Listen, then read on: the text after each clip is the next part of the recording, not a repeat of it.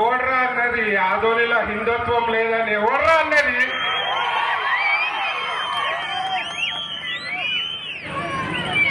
ఆదోనిలో కాషాయం జెండా లేదన్నమో కొడుకు ఎవరు?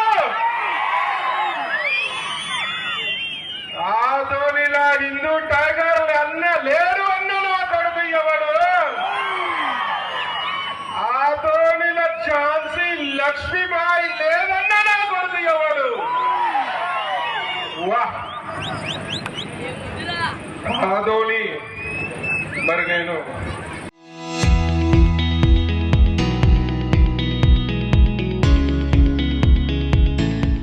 మొదటిసారి వచ్చిన నేను కూడా అనుకున్నా ఆదోనిలో ఏముందో అనుకున్నా, కానీ ఆదోనిలా మహాయోగి లక్ష్మణ్ ఉన్నది.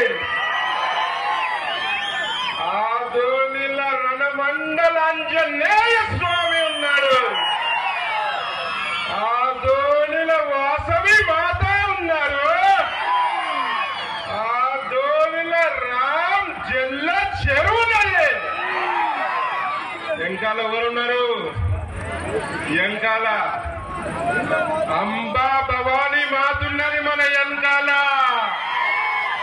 తోలు తీస్తున్నా కొడుకున్నారా? అక్కడ ఎవరున్నారు? ఛత్రపతి శివాజీ మహారాజ్. మా ధర్మం జోలికి వస్తున్నా కొడుకున్నారా? తలకాలు వేసిపోతాను చెప్తున్నా. అందరు చెప్పాలి జై శ్రీరామ్, భారత్ మాతా కీ వందే, జై భవానీ, జై భవానీ, జై భవానీ, జై సనాతన ధర్మ की जय, आदोनी हिंदुओं जय, संत महाराज की जय. సంతోషం. మరి నిజంగా కూడా నేను ఆదోని వచ్చే ముందు మరి ఎంత హిందుత్వం ఉంటుందో అనుకున్నా. మా హైదరాబాద్ భాగ్యనగర్ కి ధీటువాడ హిందూ వీరులు, మా తెలంగాణకి ధీటువీడు ఆంధ్రాల హిందూ వీరులు ఉన్నారు. శభాష్. మరి అలా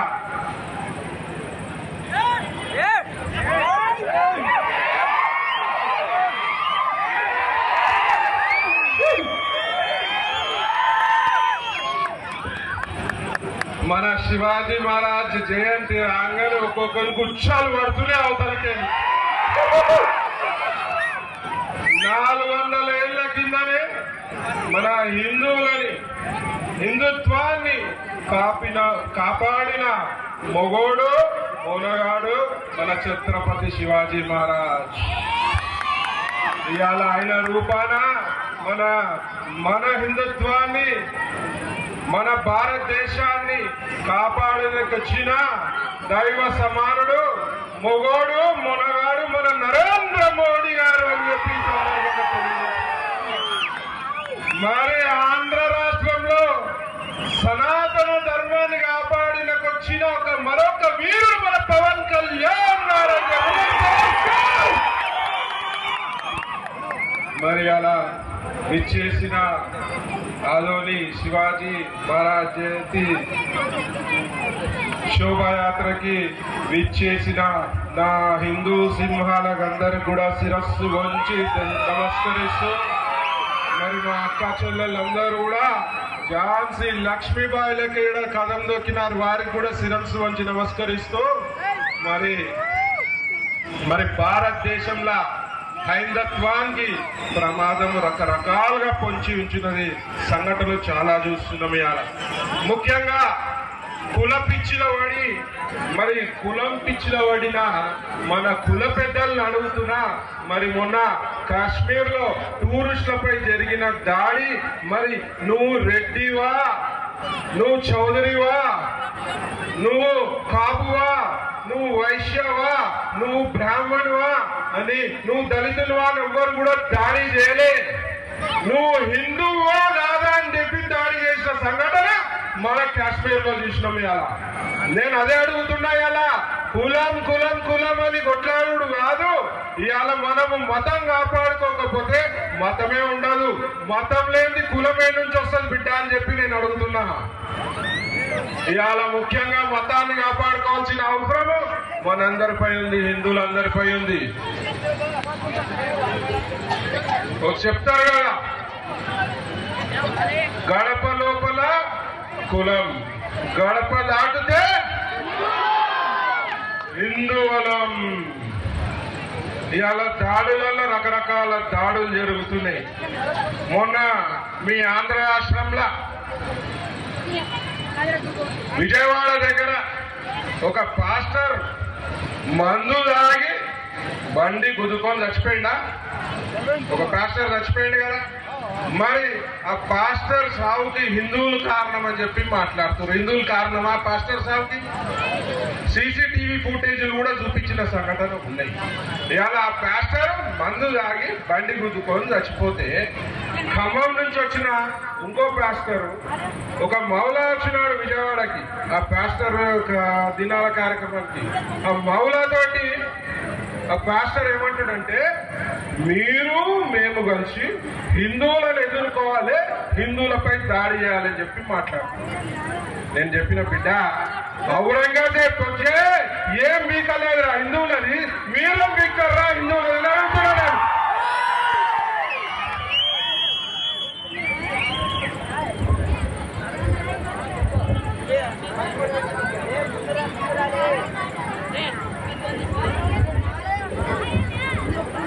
మొన్న ఒక పాస్టర్ నాకు కలిసినాడు ఒక 2-3 నెలల కింద.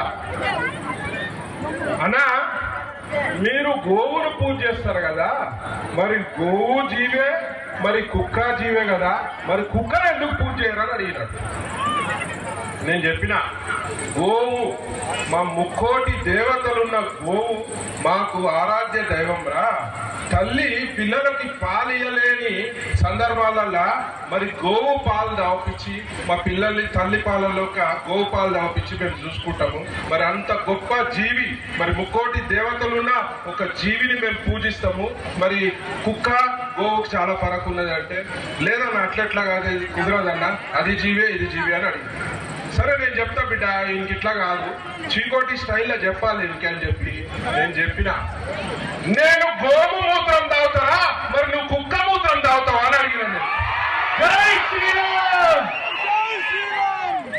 నేను గోవు పేడతోటి నా ఇల్లంతా అలుకుతాను రా, మరి నువ్వు కుక్క పేడతోటి అలుకుతావరా నా కొడుకా అని అడిగిన నేను.